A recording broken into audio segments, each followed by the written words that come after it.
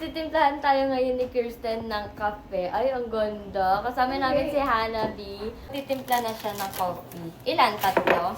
Tatlong coffee and... Kanino to ang laki? Kahit sa akin na lang. Ano kasi, kapag nagtitimpla ako ng coffee, black yung inaano kasi mas malasa siya. Tsaka mas mapait. Oo. Gusto ko kasi mapait. Masarap yung mapait na creamy. Ganun. Yes. Alam mo yun, ganun din yung timpla ko eh. Mamaya makita niyo kung bakit creamy siya.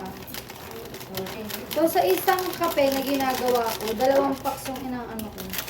Ewan ko, para mas malasa. Gusto ko kasi talaga malasa Dalawa? palagi. Sa akin isa lang. Sure ka?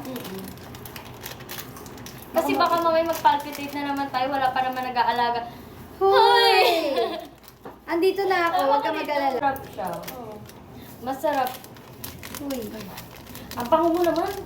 Siyempre. Ano na pa? Kailangan eh. Parang naligo tayo ah. Uy!